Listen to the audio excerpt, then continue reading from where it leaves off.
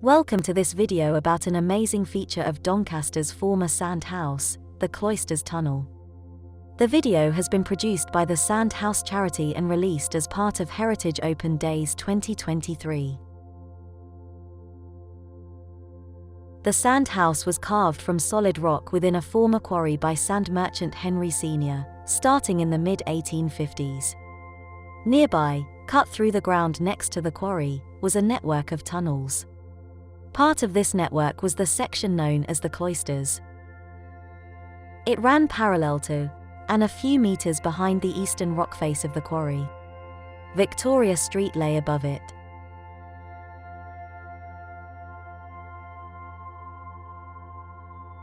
We are going to step back in time now and take a stroll through the Cloisters.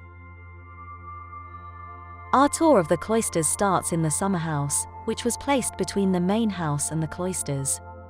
This animation shows where the main features of the site stood in relation to each other. Note the historic image of the summer house, taken in the 1920s. From the back of the summer house about 8 to 10 steps lead down to the tunnel. Turning left at the foot of the steps would take you into an area known as the catacombs, but we turn right into the Cloisters.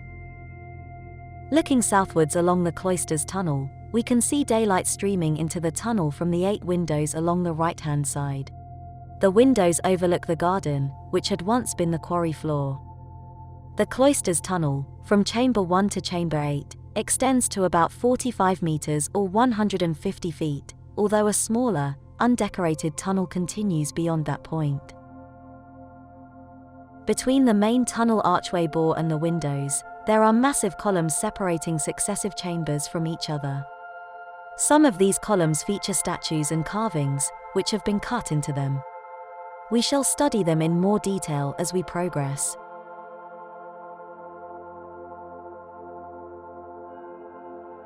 The starting height of the Cloisters is about 3.2 meters, reducing to 2.5 meters at the end, but at each chamber position the roof level rises to about 4.2 meters. The roof line therefore undulates along the length of the Cloisters.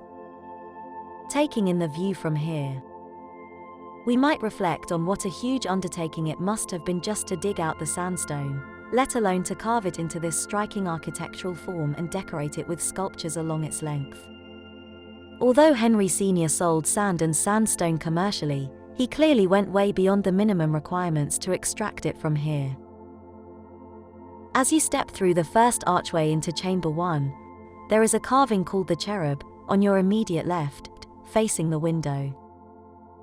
It is situated at a high level, protruding out into the tunnel a little. Note the robes draped from his outstretched arms, the feathers of his wings, and the leaves issuing from his crown. Turning around, you will face the first window. All the windows were nearly a meter wide, 2.4 meters high, and started about 1.6 meters from the floor, making the total height from floor to the top of the window 4 meters. Standing to either side of that first window are the imposing figures of an Irish couple.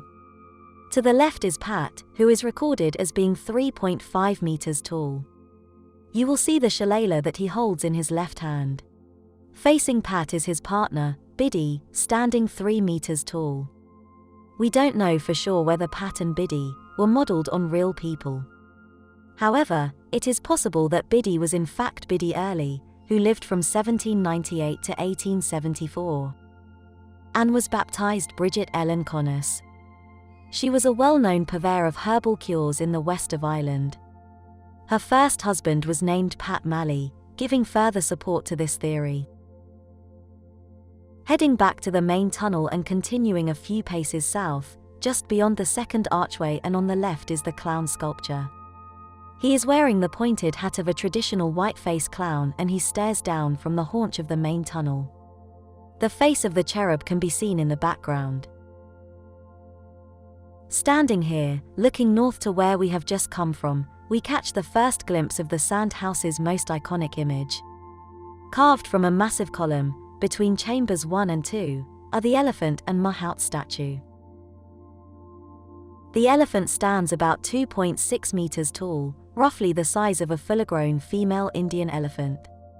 The Mahout, a person that rides, works with, and tends an elephant, is rather out of proportion to his four-legged companion.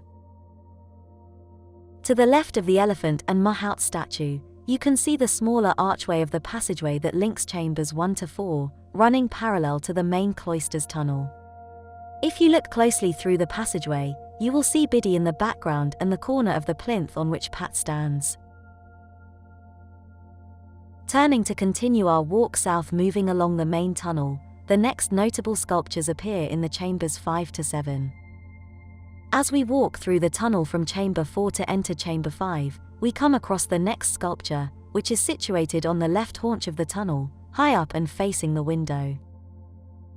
It is a bas-relief carving of a pope. At the time of creating the cloisters, the pope was Pius IX, but it is not known if this carving is of that particular pope. Beneath the pope is an ornamental frieze of a leaf pattern, running most of the length of chamber 5. Also in chamber 5, we can see, carved in the center of the domed roof, is a ceiling boss. Gas lighting once illuminated the cloisters, and it's easy to imagine a gas lantern suspended from this feature. As we continue, moving into the 6th chamber, we can see there are 4 items on view. On the back wall is a sculpture thought to be of Lady Colin Campbell. Born Gertrude Elizabeth Blood in May 1857, she enjoyed a liberal upbringing for the day and developed into an intelligent, artistic, and beautiful young woman. She met Lord Colin Campbell MP in 1880 and became engaged to him 3 days later. They married the following year. Lady Colin Campbell moved in the highest social circles for several years, until the failure of her marriage led to the longest divorce case in English legal history.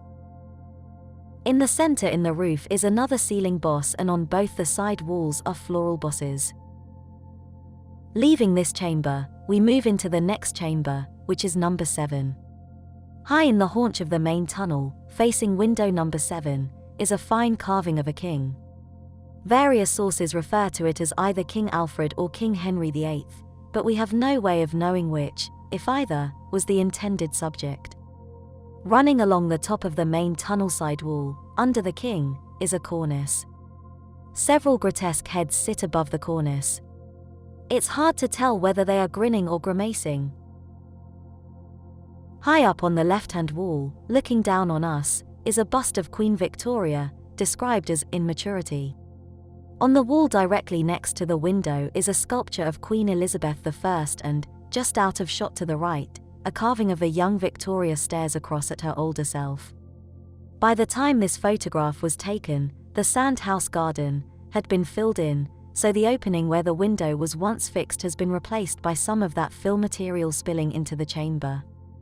The remaining chamber number 8 does not seem to have any notable features, but, standing in the main cloisters tunnel next to it, from this position we can look back down the passageway, along the route we have followed.